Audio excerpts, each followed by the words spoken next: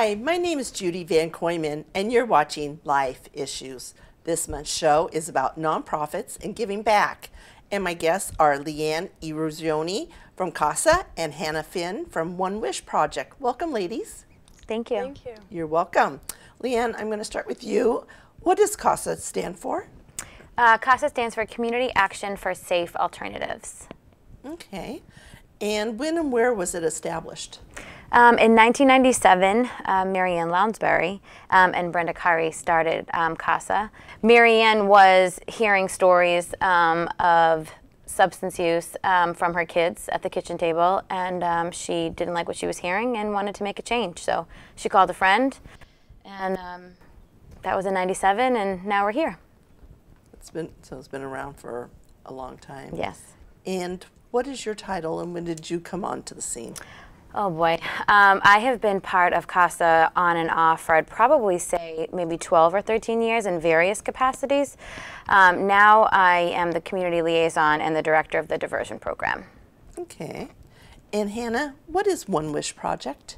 So the One Wish Project is a nonprofit organization that I founded last year in April of 2017, and I make homemade birthday cakes for children living in homeless shelters. Oh, that's so sweet. I like that. And why did you want to start One Wish Project? Going into high school, I really wanted to get involved in community service.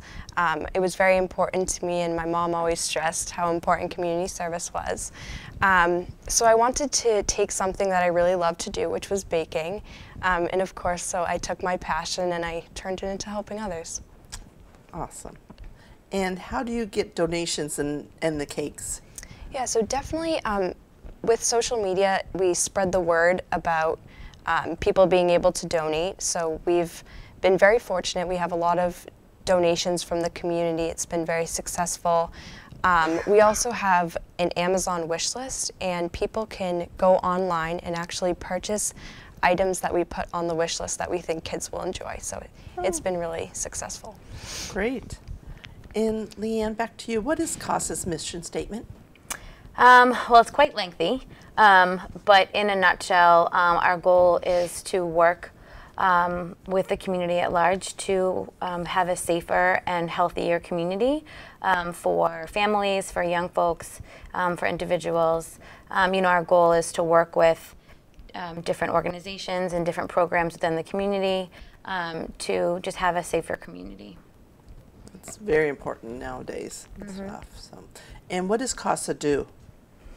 Well, we do a lot of things. So as a coalition, our goal is to kind of bring different folks together to create change. So depending on what we identify as a group as a struggle, then we will then work together to implement an activity or a program to help challenge that and to make some change. So for example, one of our main focuses is around substance use and mental health.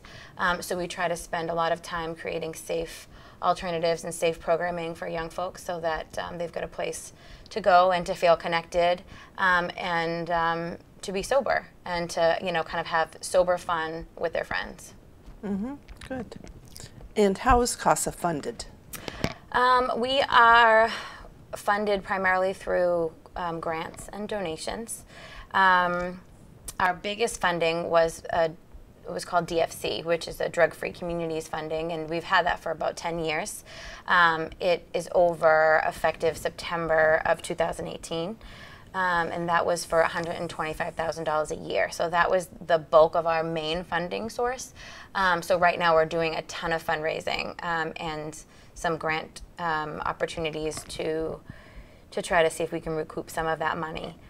So CASA programming won't end once that DFC funding is over, but we'll have to kind of shift in the way that we do things and the different types of programming that we can offer with the funding shift. Hannah, can people volunteer with One Wish Project? Yeah, so as we continue to grow, we are creating a volunteer form because I know a lot of people are definitely interested in volunteering. So as of right now, it is just me until we do get volunteers, but we are creating a volunteer form for people to fill out. Okay. And what is the One Wish Club? So the One Wish Club is a club that I started at my high school. I wanted kids like my age, older, younger, to be able to get involved in a community service project. So I wanted to give them the opportunity to get involved with my organization. So basically what myself and the kids in the club do is we figure out what we want to do to fundraise, and we think of fundraising events and we go to them. Okay. And you were just given an award earlier this spring. Please tell us about that. Yeah, so a few months ago I won the 2018 American Red Cross Youth Hero Award. So it was very exciting. It was definitely a big shock. And it was really cool. I got to go on stage and I got to receive the award. And it was really nice because I loved being recognized for the One Wish Project. Because you do a lot of hard work, and it's something that's very worthwhile and all that. Good for you. And Leanne, back to you. What are CASA's programs? So as I had said before, as a coalition, our programs are based on kind of the community's needs. So we do a lot of educational opportunities for young people and for families and for adults to learn more information on various topics that might be impacting the community.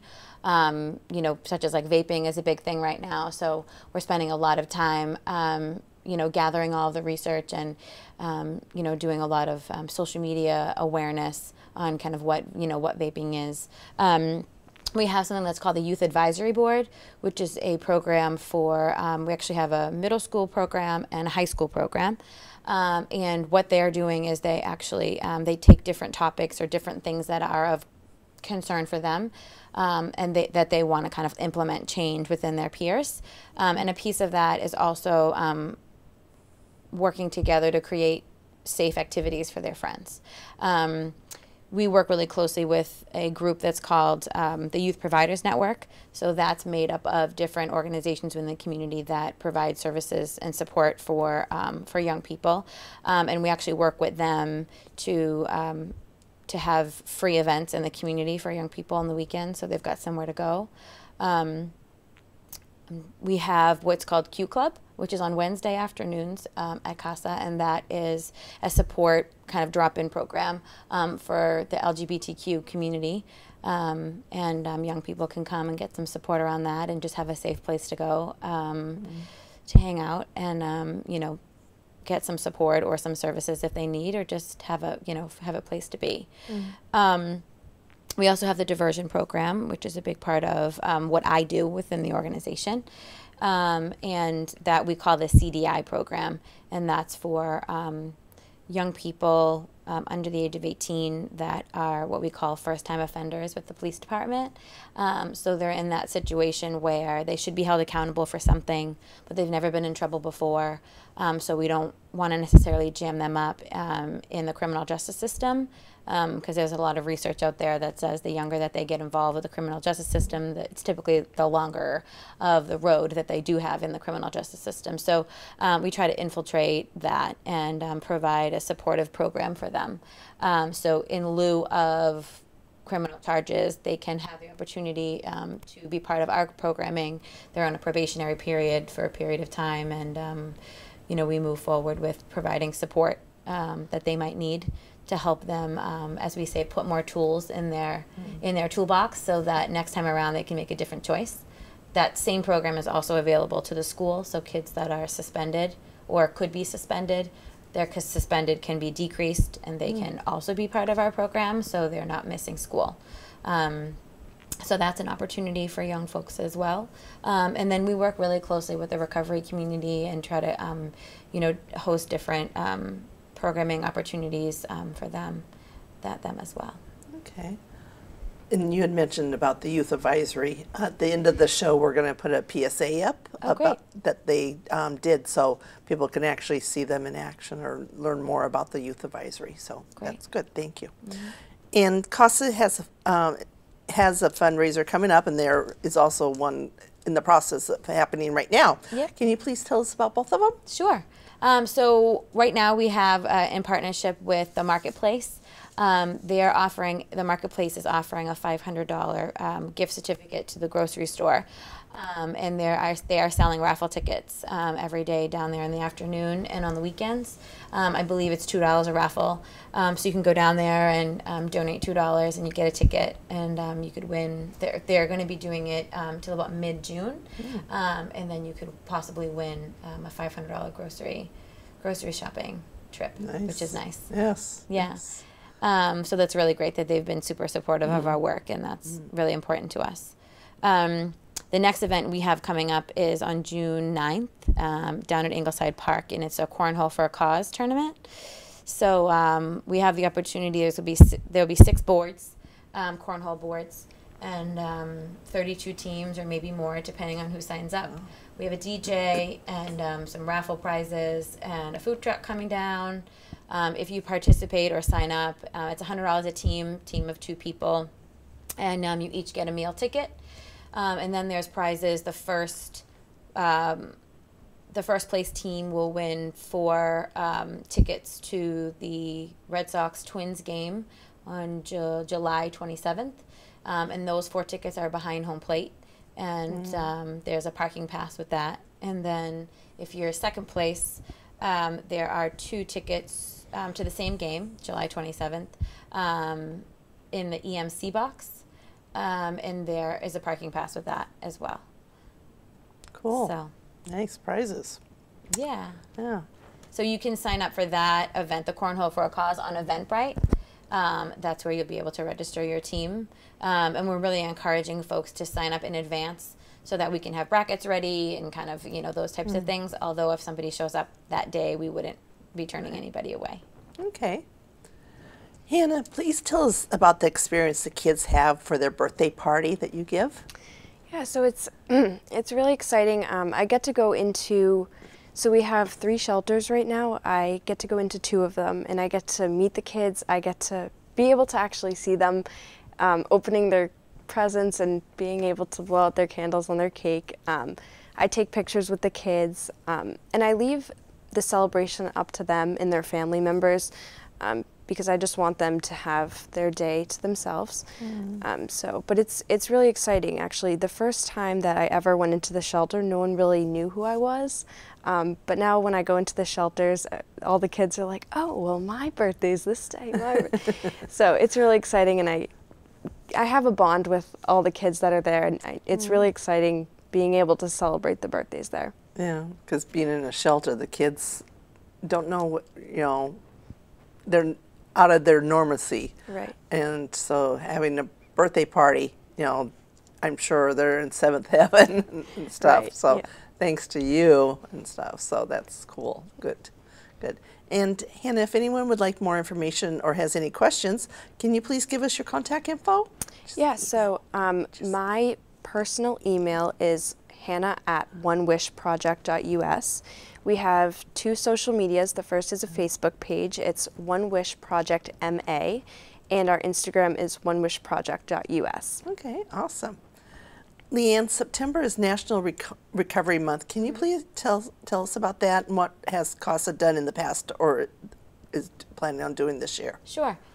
So as you said, September is Recovery Month. So the past few years we have tried to really kind of get some different activities and events going on throughout the month to support the recovery community and just kind of create awareness. So in years past, we had an opiate education event with DeLeo, which was great for him to come, and we talked about the recent legislation that had passed. I think this was 2 years ago. We had a Recovery Rocks party, so we had a party down at the Senior Center for the recovery community and their families. Last year we had a basketball tournament to support the recovery community. We'll be doing the same this year in terms of the basketball tournament that's scheduled for September 8th down at the courts on Walden Street. So the final details of that in terms of how many teams and what the cost will be, all of those things are kind of to be determined in the coming month. But we at least have a date locked in.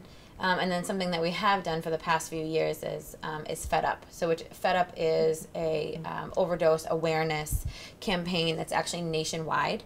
And so on August 31st, there is a rally. There are different rallies kind of all around the country, and Winthrop participates in that. We've participated for the past 3 years, and we'll do the same this year. We always ask the community for sneaker donations to symbolize those that we've lost to addiction and opiate addiction.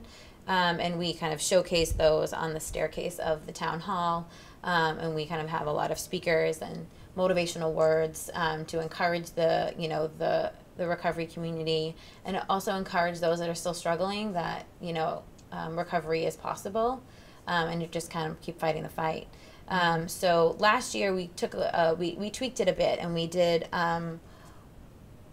Fed Up. So Winthrop stepped up. And we really highlighted all the things that the community has done in terms of the recovery coach program and all the support that CASA receives.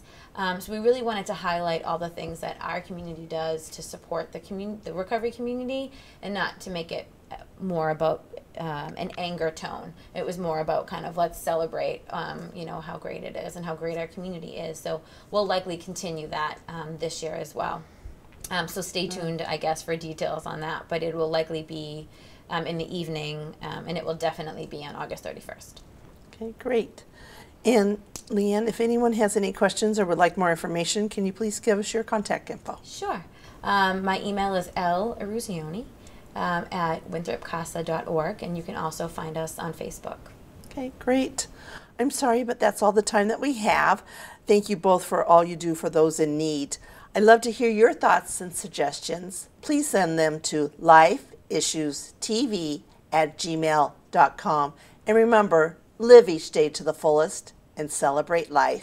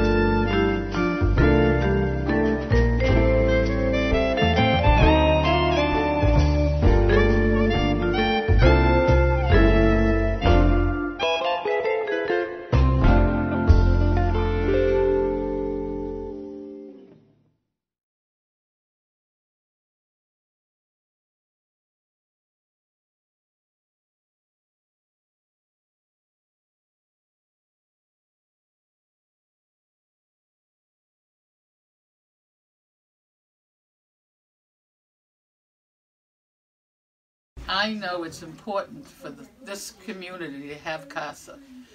And I'm very sorry that we can't afford it anymore. We need to afford it. And I want every family in Winthrop to donate $25 like I'm doing and keep this place going.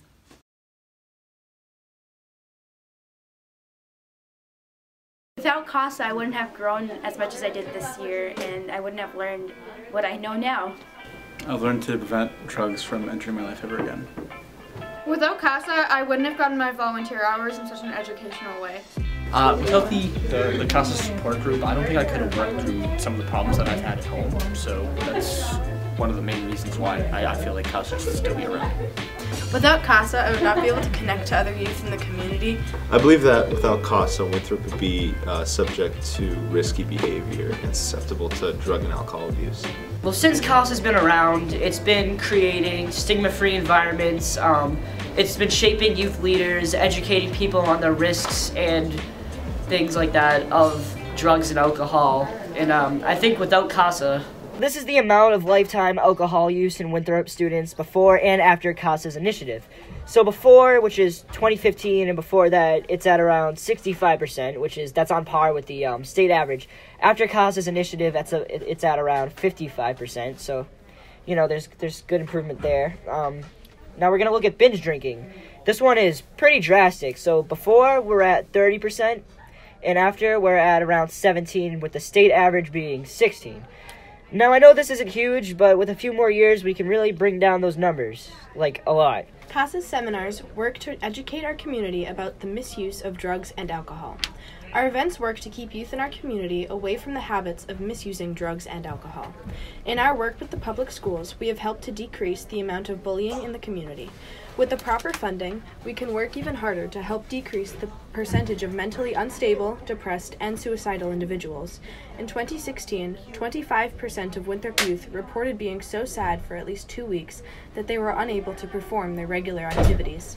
At the same time, over 15% of youth in our community have considered and/or planned suicide. It is CASA's job to make sure risky behavior and unawareness like this is addressed and eradicated. Please understand what we are doing and what we can do in the future. Thank you.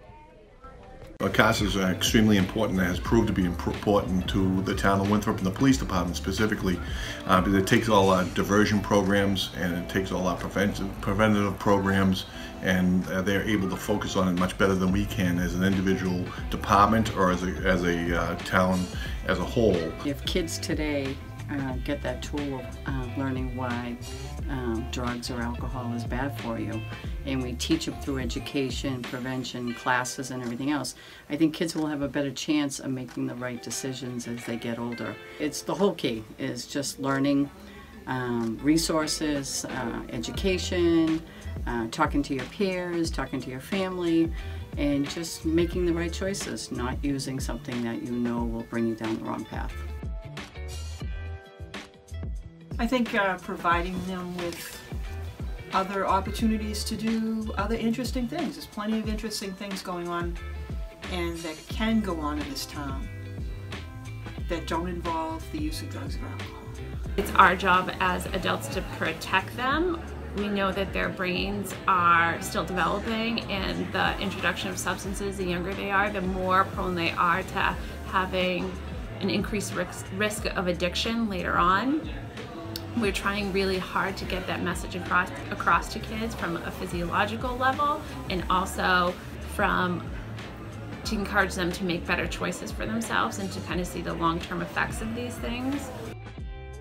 Dear CASA, thank you for everything. It has truly been an honor and a blessing to not only help, but grow, learn, and share memories with you all.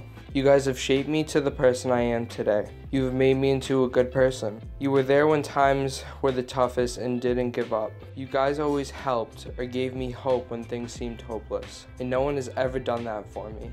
You guys are a family to me. I wouldn't do anything for you. You taught me how to overcome the bad parts in life, and you showed me it's not about waiting for the storm to pass, but it's about learning to dance in the rain. The positivity and creative mindsets you guys have are incredible and unstoppable. You made me believe.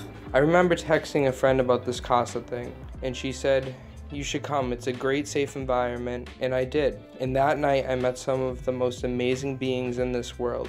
Going was so worth it. That night, wrapping gifts, I made friends, and I enjoyed myself, and it took me away from all the bad in my life. I felt welcomed, and I felt okay for once. I can truly say I smiled without faking it for the first time. I remember wrapping presents for underprivileged kids, and everyone was laughing and just so happy. That night, I was planning to take my own life. Instead, I went there, and you showed me there's good in life. You guys saved my life many times after too. Thank you for always supporting me. All in all, CASA has made me feel like I'm doing something good, and that feels good. Sincerely, Jacob.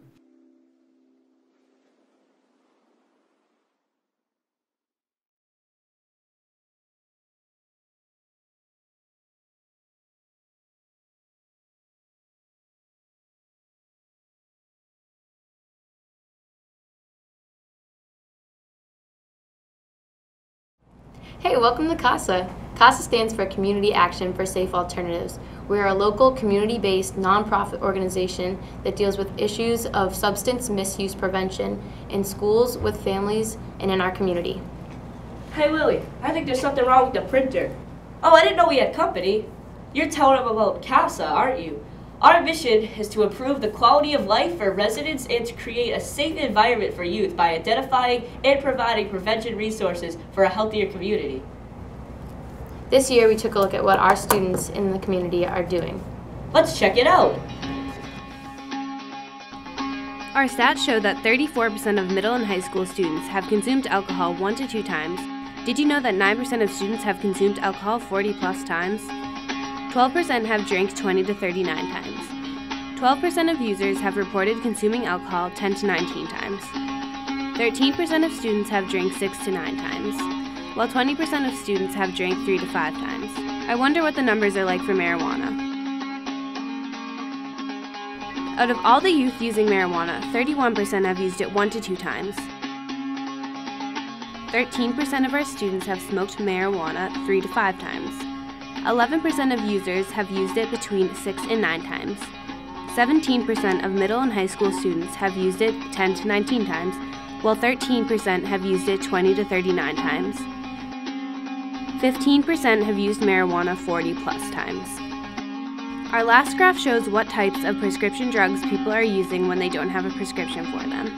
For those using prescription drugs without consulting a doctor, 19% of students are using narcotics, 31% are using stimulants, 26% are using sedatives, and 24% are using tranquilizers. Those are some pretty concerning stats. Let's do something about it. Yeah, I think it's time we make a difference. Because YOLO. Get involved!